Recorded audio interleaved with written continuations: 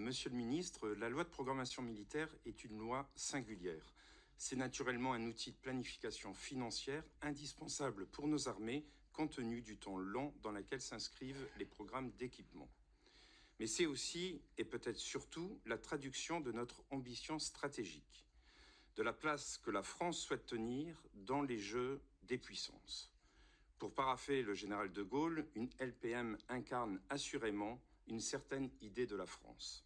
Or, le présent projet de loi de programmation militaire que vous venez de présenter, Monsieur le Ministre, et dont je suis le rapporteur, a précisément pour ambition de mettre notre nation au plus haut niveau et de tenir son rang, c'est-à-dire notre autonomie d'analyse, de décision et d'action.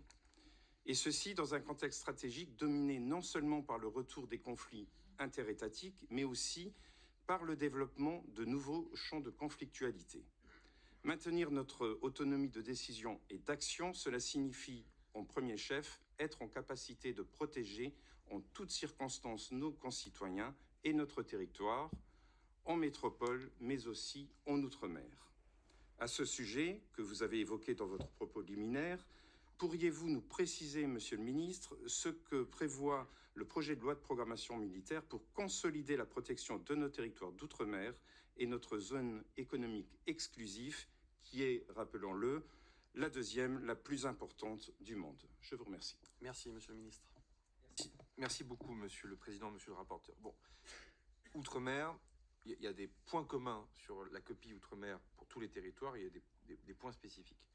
Le point commun, quand je parlais de mauvais état des infrastructures, s'il y a bien des endroits dans lesquels, franchement, il faut faire un point d'effort majeur sur les infras, c'est bien en Outre-mer. Et donc, globalement, sur la période, sur le budget infra dont je vous parlais tout à l'heure, c'est 800 millions d'euros uniquement pour les territoires ultramarins sur les infras. La deuxième des choses, évidemment, c'est le format humain, puisque souvent, cette chose est trop méconnue de nos concitoyens, mais globalement, on a une classe autour de 9000 hommes présents en Outre-mer, pour des fonctions d'ailleurs très différentes. Il est clair que les missions de Chicandra à Mayotte ou d'Arpi en Guyane, et je vais avoir une pensée pour le militaire du GIGN qui a perdu la vie, et d'ailleurs aussi pour le sapeur-pompier de la BSPP de Paris qui servait à Kourou, qui a aussi perdu la vie malheureusement en Guyane, deux militaires en peu de temps, montre à quel point quand même les militaires qui sont déployés dans les territoires d'outre-mer courent des risques. Et donc il est clair qu'il faut qu'ensuite on arrive à regarder les missions.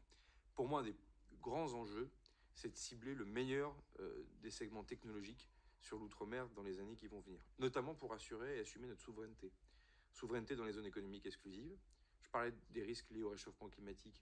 Je pense que les prédations maritimes, les prédations sur les réserves halieutiques, notamment dans le Pacifique, sont des choses qui doivent nous préoccuper.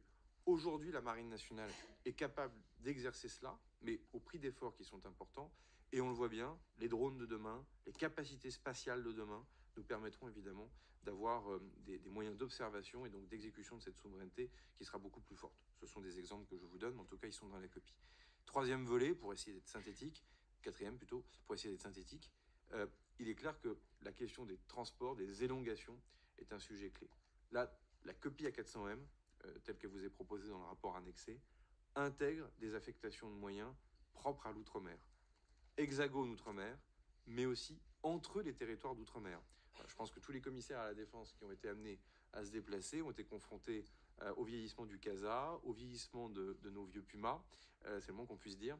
Et donc là, pour le coup, en termes de disponibilité de moyens aériens, plus encore peut-être que maritime, puisque maritime, la LPM précédente prévoit des choses, et les patrouilleurs arrivent. Vous avez dû voir qu'à Nouméa, on a eu une livraison de bateaux qui s'est faite cette semaine. La copie maritime, vous la connaissez, donc elle, il faut la consolider, c'est de l'argent. Hein. Gâteau avalé n'a plus de goût, donc on considère que c'est déjà lancé, mais enfin, là, vous retrouverez les crédits de paiement dans les 413 milliards d'euros. En tout cas, sur le volet armée de l'air, ou alors la LAT, il y a clairement des enjeux là qu'il faut pouvoir développer pour les territoires d'outre-mer. Voilà en synthèse, mais on aura l'occasion d'y revenir.